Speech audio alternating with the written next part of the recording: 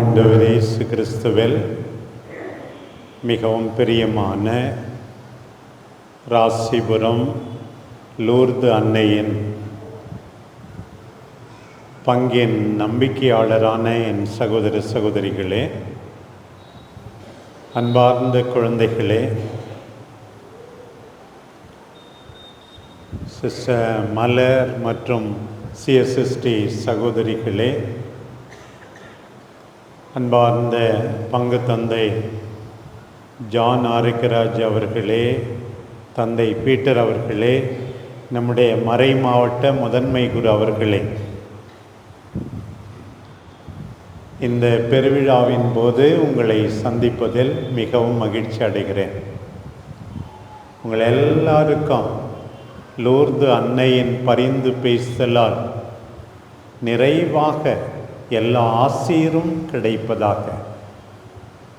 நீங்கள் எல்லாரும் நலமே வாழ வேண்டும், மகிழ்ச்சியோடு வாழ வேண்டும்.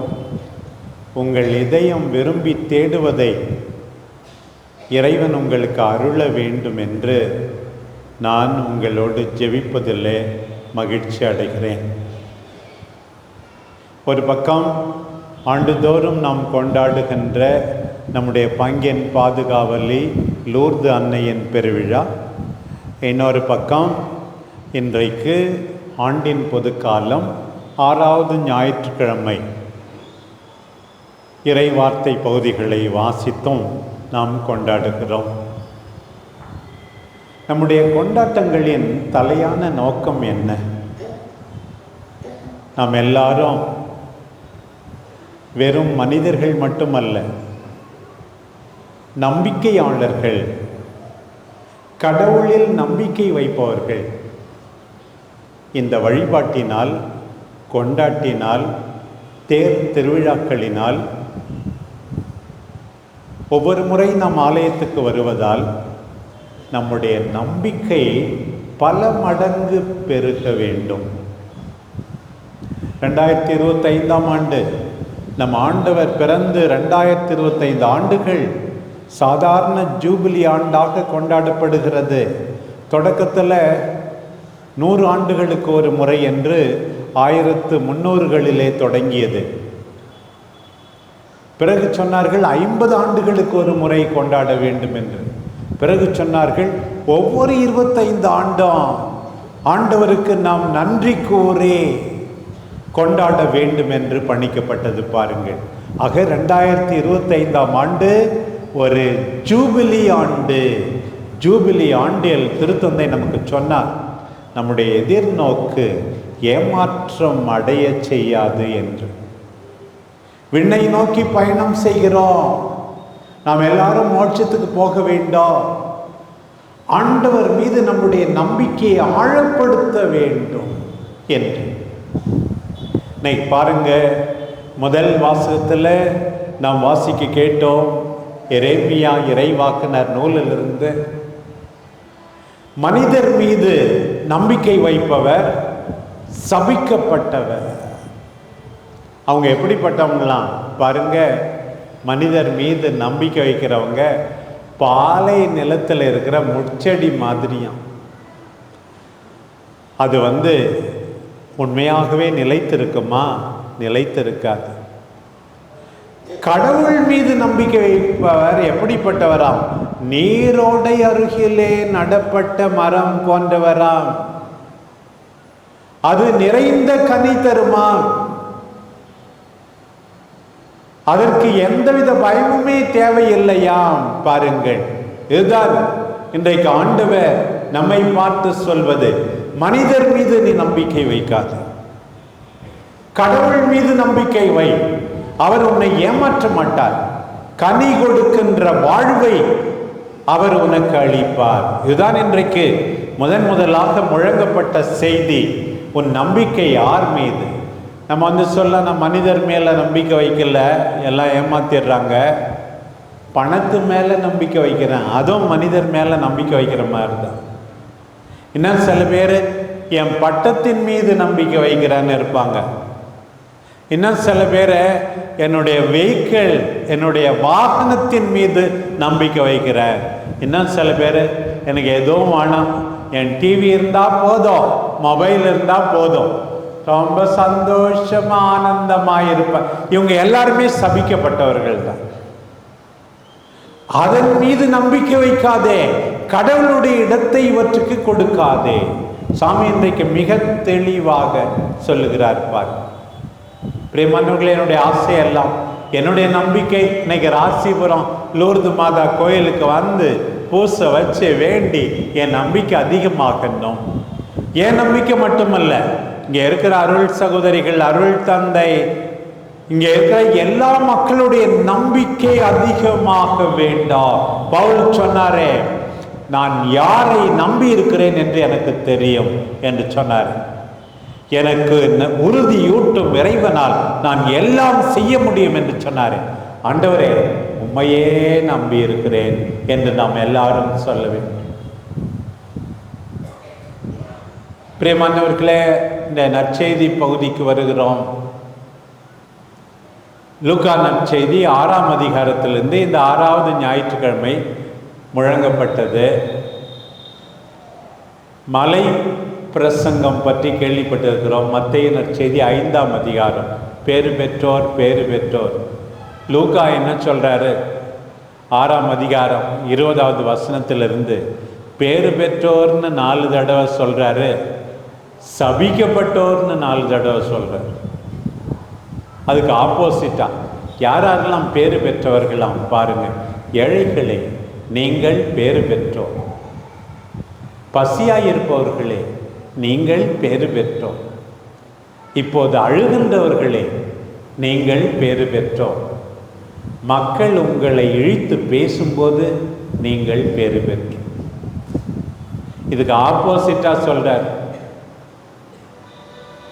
பணக்காரர்களே, உங்களுக்கு ஐயோ கேடு. இப்போது உண்டு திருப்தியாயிருப்பவர்களே, உங்களுக்கு ஐயோ கேடு. இப்போது சிரிச்சுக்கிட்டே இருக்கிறீங்களே, உங்களுக்கு ஐயோ கேடு. மக்கள் உங்களை புகழும் போது உங்களுக்கு ஐயோ கேடு. பாருங்க, புரியவே மாட்டேங்குது. முதல்ல மேலோட்டமாக பார்க்கும்போது பணத்துக்கு ஆசைப்படாதவங்க யார் இருக்காங்க? யார் ஏழையாக இருக்கணும்னு ஆசைப்படுறாங்க? யார் அழணும்னு நினைக்கிறாங்க? பட்னியாக கிடக்கணும்னு நினைக்கிறாங்க? இல்லை.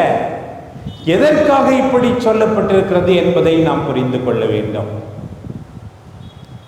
பணம் வச்சுக்கிட்டு என்னை யாரும் அசைக்க முடியாதுன்னு மற்றவங்கள மதிக்காமல் இருக்கானே, அதனால தான் ஏழையாக இருந்து மற்றவங்கள மதிச்சு நட. கடவுளை நம்பியிரு, அதற்காகத்தான் பேறு பெற்றோர் என்று சொல்லுகிறார். நீ ஏழையாய் இருந்தால், தேவையில் இருந்தால் கடவுளை மறக்க மாட்டாய். பசியாயிருந்தால், அழுது கொண்டிருந்தால், ஆண்டவரே என் பசியை போக்க வேண்டும் என்று மன்றாடுவாய். ஆண்டவரே என்னுடைய கண்ணீரை துடைத்து விடும் என்று மன்றாடுவாய். மற்றவர்கள் திட்டும்போது, ஆண்டவரே என்னை பாரும், அநியாயமாக நான் சிந்துகின்ற கண்ணீரை பாரும் என்று கேட்பான். முதல் வாசகமா இந்த நற்செய்தி வாசகமும் ஒத்து போகின்றது. பாருங்கள், பணம் தான் பெருசுன்னு நினைக்காதீங்க. நான் இப்போ காரில் வரும்போது நம்ம விஜி சாமியார்கிட்ட பேசிட்டு வந்தேன். என்னன்னா, சில பேர் எப்படியாவது பிள்ளைங்க நிறையா மார்க் வாங்கணும், பாஸ் ஆகணுன்றதுக்காக ஞாயிற்றுக்கிழமை பூசை கூட, மறைக்கல்வி கூட அனுப்பாத சில பேர் ஸ்கூல் நடத்துகிறாங்க. பாருங்க, மனசு ரொம்ப கஷ்டமாக இருக்கும். படிப்பு வேணும், நல்ல உத்தியோகம் வேணும், சம்பாதனை வேணும், பிஸ்னஸ் பண்ணுறோம், கடைலாம் வச்சுருக்கோம்.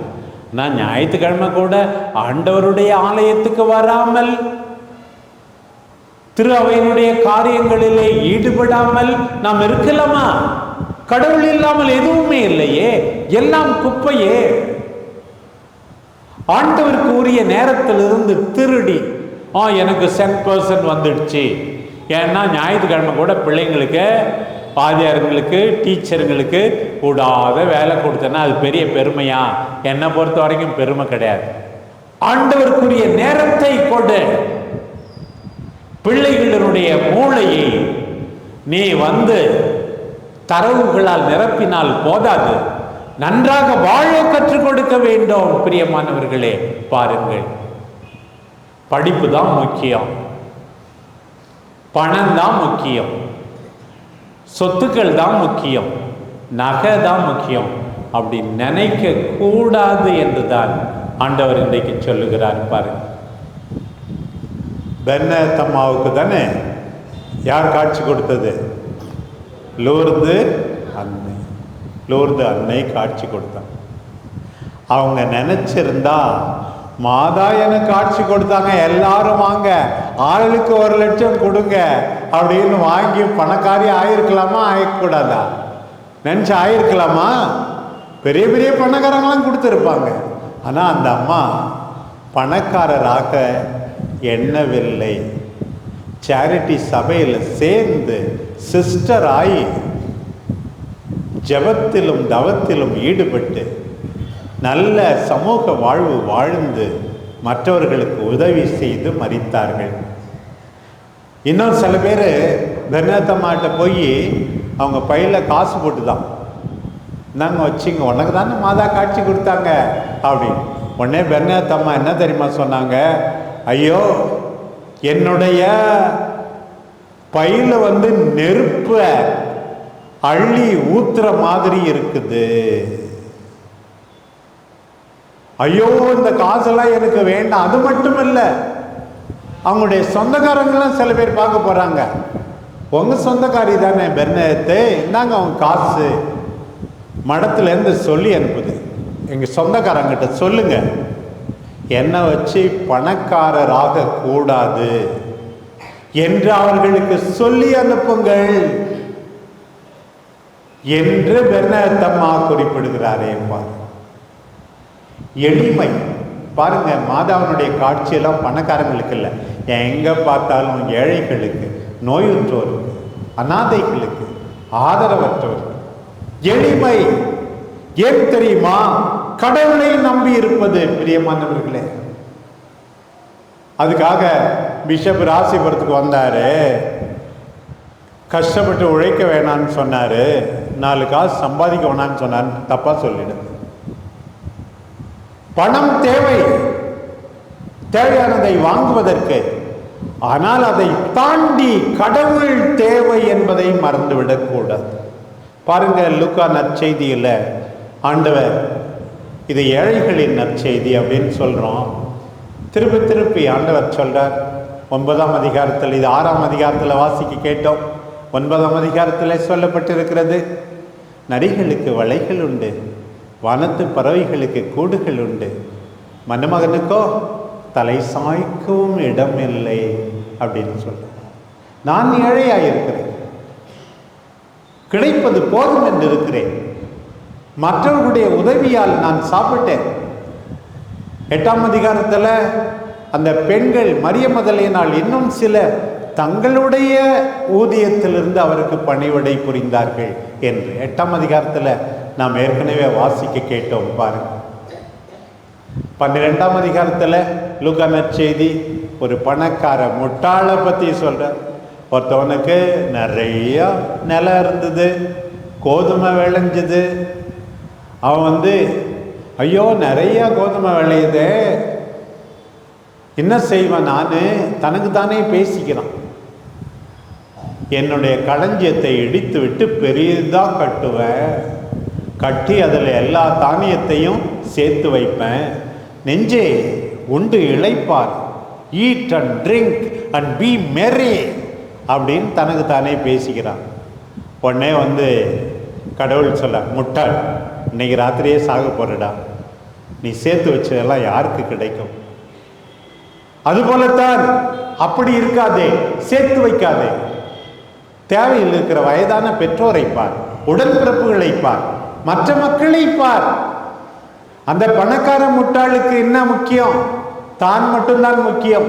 கடவுளை மறந்தான். தேவையில் இருக்கின்ற, கஷ்டப்படுகின்ற, வேதனையில் வாடுகின்ற மற்ற மக்களை மறந்து விட்டார்.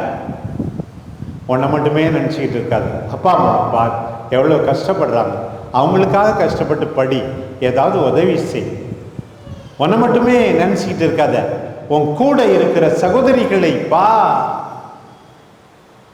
மற்ற மனிதர்களை பார். இதுதான் ஆண்டவர் கேட்பது. விழா கொண்டாடி என்ன பிரயோசனம்?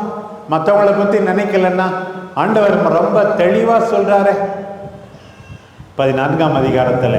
உண்மையிலும் உண்மையாக உங்களுக்கு சொல்லுகிறேன், நீங்கள் உங்கள் உடைமைகளை எல்லாம் இழக்காவிட்டால் என்னுடைய சீடராய் இருக்கவே முடியாதுன்னு சொல்றாரு. ஏன்னா அந்த உடைமைகள் உங்களை அழுத்தலாம். பற்று என் மீது, உன் பொருள் மீது அல்ல. மறக்காதீர்கள் பிரியமானவர்களே. பாருங்க 16ஆம் அதிகாரத்தில் ஆண்டவர் ஒரு கதை சொன்னார். ஏழை லாசர், ஒரு பணக்காரன். பாருங்க, அங்கேயும் பாருங்க, அந்த பணக்காரன் என்ன அந்த ஏழை லாசர் அடிச்சானா, உதைச்சானா? செய்யல.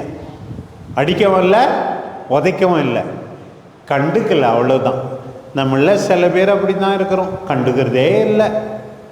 எனக்கு ட்ரெஸ் இருக்கா போதும், என் வீட்டில் பிரியாணி சமைக்கிறோமா போதும், எனக்கு தேவையானதெல்லாம் இருக்குதா போதும். மற்றவங்களை நினைக்கிறது இல்லையா? மற்றவங்களை கண்டுக்காம இருக்கிறீங்களா?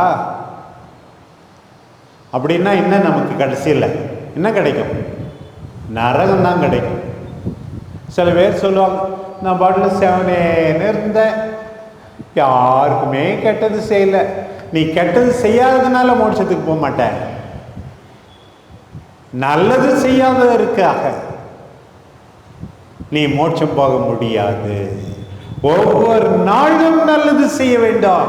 அந்த பணக்காரன் நல்லது செய்யவில்லை. லூக்கா நற்செய்தி 16 பாருங்க. லூக்கா நற்செய்தி 18 ஒரு பணக்கார வாலிபன் ஆண்டவர் இயேசு உற்று நோக்குகிறான். அவன் சொல்றான், நான் எல்லா கட்டளையும் அனுசரிக்கிறேன், 10 கட்டளையும் அனுசரிச்ச, தாய் தந்தையரை போற்றினேன், கொலை செய்யவில்லை, விபச்சாரம் செய்யவில்லை. ஆண்டவர் அவனை பார்த்து என்ன சொன்னார்? இன்னும் ஒன்று உனக்கு குறைவாய் இருக்கிறது. ஆண்டவர் பார்த்தார், இவனுக்கு பணத்தின் மீது தான் பற்று. போ, உள்ளதெல்லாம் விற்றுவிடு, ஏழைகளுக்கு கொடு, என் பின்னாடி வா, நீ 5வது நற்செய்தியாளராக முடியா, நீ 13வது அப்போஸ்தலராக முடியும், வா. அன்பொழுக உற்று நோக்கினார். பாருங்கள், மார்க் எழுதுறார் அதை பத்தி, அன்பொழுக உற்று நோக்கினார். ஆனா முகம் வாடி வருத்தத்தோட சொன்னான். இன்னைக்கு ஆண்டவர் உங்களெல்லாம் பார்க்கிறார். யார் மேலமா உனக்கு பற்று? ஐயா, யார் மேல உனக்கு பற்று? தம்பி, யார் மேல உனக்கு பற்று? நான் உனக்கு முக்கியமா? எனக்கு நீ முதலிடம் தருகிறாயா? முகம் வாடி திருவிழா முடிச்சு வருத்தத்தோட போறியா? முகம் வாடி வருத்தத்தோடு போகக்கூடாது. 19ஆம் அதிகாரத்தில் பாருங்க, அடுத்த அதிகாரத்தில் அந்த சக்கேயு வீட்டுக்கு ஆண்டவர் போறாரு. பாருங்க, போனா எல்லாரும் பேசிக்கிறாங்க, அநியாயமா வரி வாங்கி இவன் பணக்காரன் ஆயிட்டான். உடனே சக்கேயு உள்ளம் தொடப்படுகிறான். அந்த பணக்காரன் இப்போது ரொம்ப நல்லவனாக மாறுகிறான் தாராளத்தினால். ஆண்டவரே, என் சொத்தில் பாதியை ஏழைகளுக்கு கொடுக்கிறேன், யாரையாவது ஏமாற்றி இருந்தால் 4 மடங்காக திருப்பி கொடுக்கிறேன். பாருங்க, இன்று இவ்வீட்டிற்கு மீட்பு உண்டாயிற்று. இங்க பாருங்க, சக்கேயு ஏழையாகிறார், பகிர்ந்து கொள்கிறார், ஆண்டவரை நினைக்கிறார், தேவையில் இருப்பவர்களை நினைக்கிறார். இன்னும் சொல்லிக்கிட்டே போகலாம். 21ஆம் அதிகாரத்தில் ஒரு விதவை, கைம்பெண், விடம், தான் கையில் இருந்த 2 செப்பு காசியும் போட்டுடுது. ரகசியமா யாரும் பார்க்க கூடாது, ஆனா ஆண்டவர் பார்க்கிறார். ஒரு ஏழை கைம்பெண் இந்த அளவுக்கு தாராளமாய் இருக்கிறாரே, என் மீது நம்பிக்கை கொண்டுதான் செய்கிறாரே, நீ எந்த அளவுக்கு செய்கிறாய்? லூர்து அன்னையின் செய்தி ஏழ்மை, நம்பிக்கை, தாழ்ந்தோரை உயர்த்தினார், எளியோரை கடைக்கண் நோக்கினார்,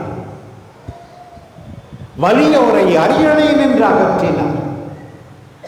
எளிமையின் செய்தி, ஏழ்மையின் செய்தி, ஆண்டவரை நம்புகின்ற ஒரு எடுத்துக்காட்டு நம்முடைய அன்பு தாய் லூர்து அன்னை.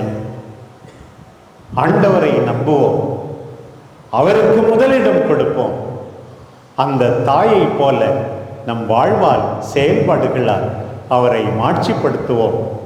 அவரே நமக்காக பரிந்து பேசி மிகப்பெரிய புதுமையை, நம் எல்லாரையும் தாராள குணத்தால் நிரப்புகின்ற புதுமையை, மற்றவர்களை பற்றி நினைத்து பார்க்கின்ற புதுமையை, நம்மை மையமாக வைத்து வாழாமல் தேவையில் இருப்பவர்களை தேடுகின்ற புதுமையை செய்ய வேண்டும் என்று மன்றாடுவோம்.